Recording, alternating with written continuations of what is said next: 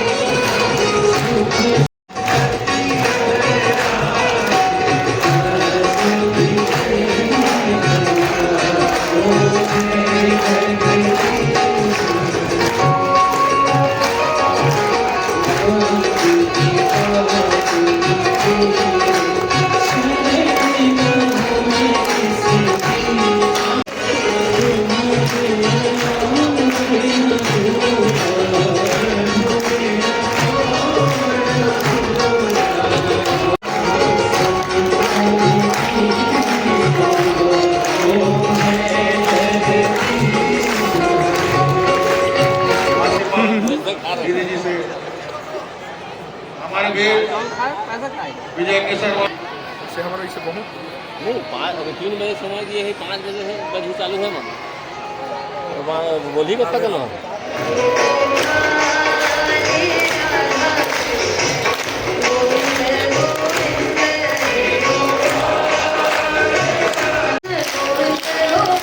कृष्ण गोविंद गोविंद कृष्ण गोविंद गोविंद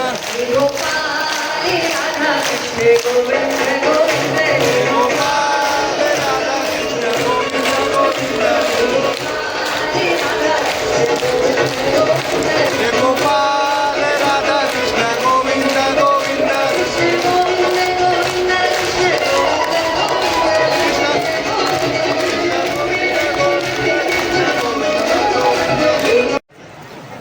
बहुत जन लाइन लग जाएगी। सब परिवार में भी होते हैं। परिवार में भी आप रिश्तेदारों में एक ना एक होगा काम बिगाड़ने वाला। आप शादी करो 10 सब्जी बनाओ वो कुछ होंगे जिनको वो एक सब्जी चाहिए जो नहीं बनी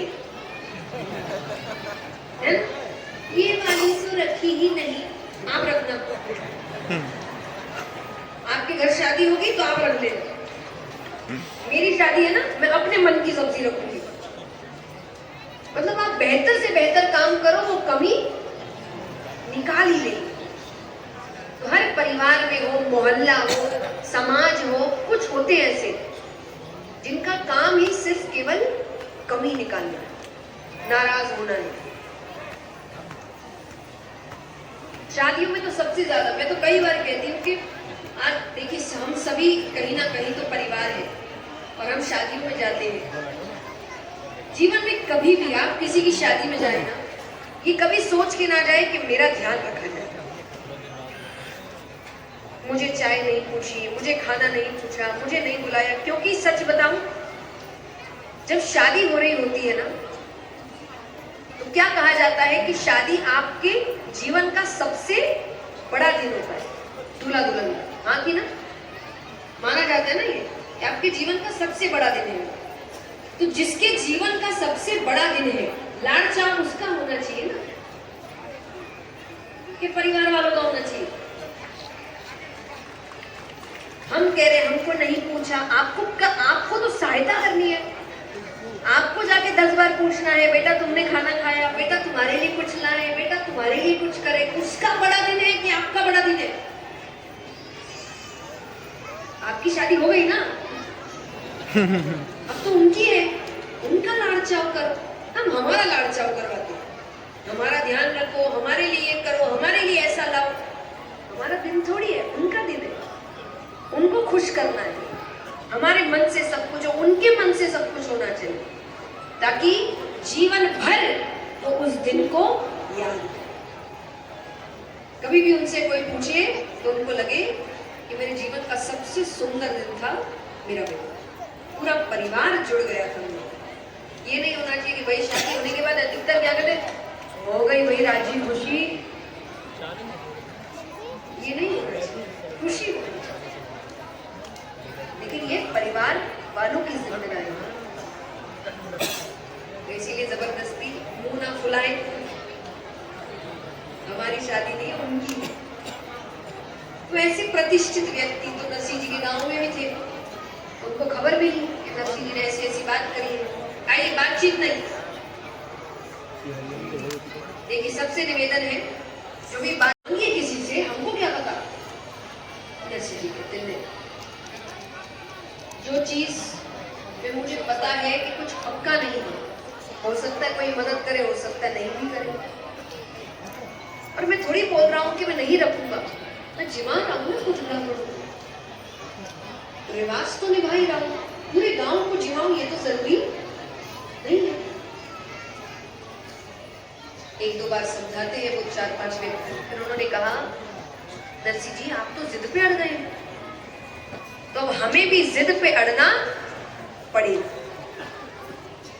तो अभी तक तो हर घर से एक व्यक्ति आता था ना, कल आपके घर पूरा गांव परिवार सहित कितना जिमाना है आप देखिए।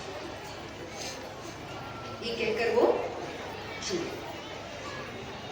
नरसिंह जी की तो सांस से ऊपर नीचे, बहुत बड़ी बात है भाई। आज हम परिवार के लिए भी कोई कार्यक्रम गए, उसमें भी सोचते हैं कि सब ठीक ठाक हो जाए, यहाँ पूरा गांव आ रहा है और उनके पास ठीक से 10-11 को जिमाने की भी ताकत नहीं है, यहाँ पूरा गांव उनके घर पहुंचे। भगवान को मना नहीं। अब यहाँ पर वो 4-5 व्यक्ति गांव के बाहर एक चाय की दुकान पे खड़े हो गए, चाय पी रहे हैं, बातचीत कर रहे हैं। एक ने कहा कि आज तो बड़ा मजा आया, दूसरा कहे असली मजा कल आएगा, असली तमाशा तो कल होगा। इतने में ही उस दुकान पे 2 सेठ थे। दोनों ने कहा कि सुनिए आपके गांव में कोई बड़ा सेठ है क्या?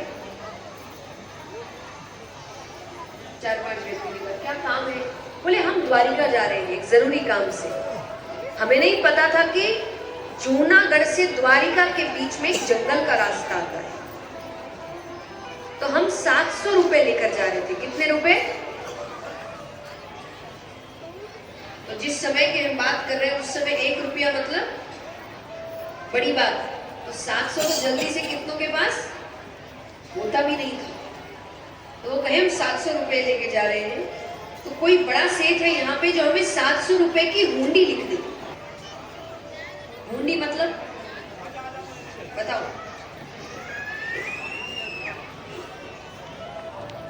जय।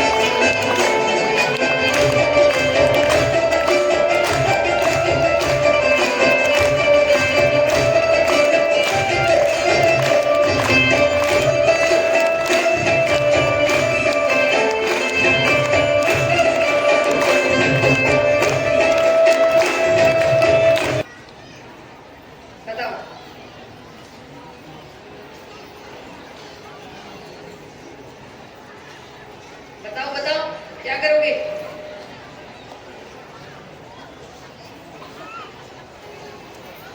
जितने सासू है वो बताओ ना। बहुएं जवाब दे रही है मुझे आप पीछे से। क्या करोगे? चुप हो जाएंगे? वो बटन सेल लगे है क्या? उससे बात से वजह चुप भी हो जाते तो इतने सीरियल ही नहीं बनते।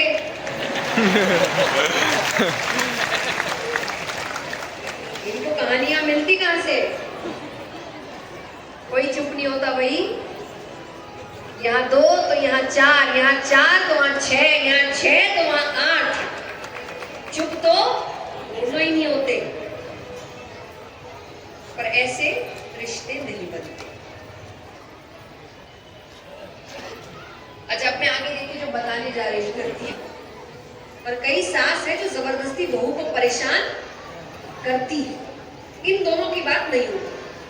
बात उनकी हो रही है जिनके रिश्ते ठीक ठाक है और उनको थोड़ा और अच्छा करना है। तो आपको एक दूसरे की स्थिति को समझना पड़ेगा। उदाहरण, बहू ने चिल्ला दिया, वो चिल्ला दी कि बीननी बीननी खा जाओ, बीननी ने कोई काम नहीं होता मेरे बिना। हिसाब से तो दादी सासू को वापसी में चिल्लाना ही चाहिए। ये क्या तरीका बात करने का? मैं जब तमीज से बात कर रही हूँ तो तमीज से बात करो। पर वो और शौक नहीं। वो कहती, अरे क्या हुआ, कोई चिंता है? मुझे बता, मैं ठीक करके देती हूँ। इतना सब प्यार उसे सब बोल दिया। अरे नरसी को पत्रिका जा रही है, वो यहाँ पर आएगा, सबको बताना पड़ेगा कि वो हमारे समधी है। इतने बड़े बड़े मेहमानों में उनको समधी बताना पड़ेगा। डोकरी कहे, प्रभु मैं घर पूछ कर आऊं। तो डोकरी घर गई तो बेटे ने कहा, माँ आपके पास धन नहीं है, आप धन मांगो। बहू के आपको पोता नहीं है, आप पोता मांगो। डोकरी कहे, आंधी मारे आंखें ही नहीं मांगू। अंधी थी डोकरी, दिखता नहीं था उसको, पर वो समझ गई किस किस को क्या चाहिए। तो महादेव जी के पास जाकर कहती, प्रभु एक ही चीज मांगू। क्या? मैं अपने आंखों से अपने पोते को सोने के पालने में झूलकर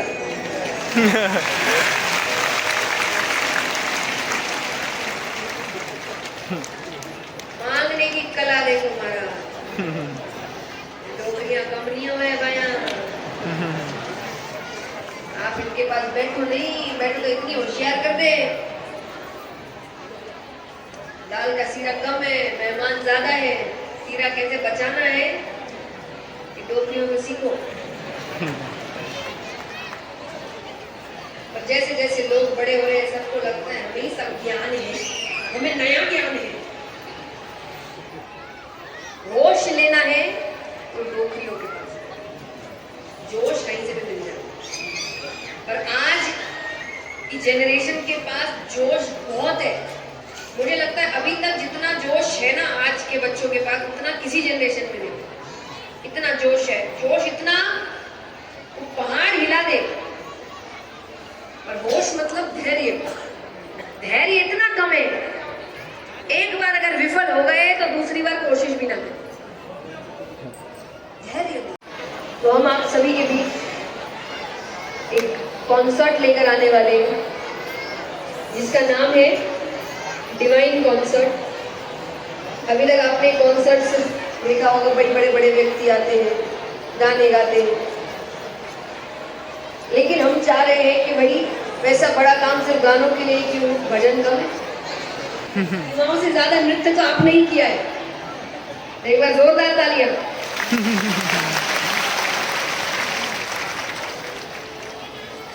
जो आनंद आप अभी ले रहे हैं उससे 10 गुना आनंद आपको आने वाला है। उस प्रकार से हर व्यवस्था बनाई गई है। ऐसे तो देखिए बाबा के भक्त यहाँ कम नहीं है। आज आप एक और बहुत सुंदर भक्त को आज देखने वाले हैं जो श्याम जगत में धप के लिए बहुत फेमस है, दिनेश अंकल। हम धमाल करेंगे, आप आनंद लेंगे उनकी कला का, लेकिन उससे पहले तालियां जोरदार। सब कलकत्ता से आए हैं कथा का आनंद लेने के लिए और बहुत प्यारे श्याम प्रेमी हैं। और मैं इसीलिए नाम ले रही हूँ, चाहे दिनेश अंकल है, राजेंद्र ताऊ जी है, चक्कू अंकल है, ये वो नाम है जिनको देखकर हम श्याम जगत में आए। मैं बहुत छोटी बच्ची थी जब मैं इनसे मिली थी।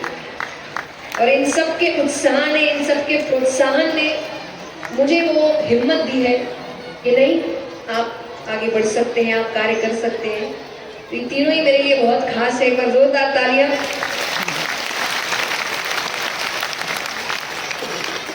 अंकल कर लीजिए मेरी तरफ से। और इनके लिए तो आप डबल तालियां बजाइए क्योंकि पूरी व्यवस्था इनकी तरफ से है आपके लिए।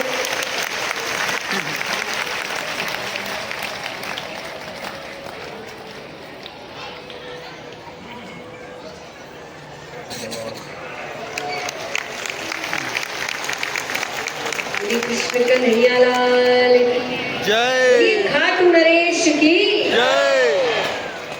आई। तो यहाँ पर पत्रिका जूनागढ़ पहुंच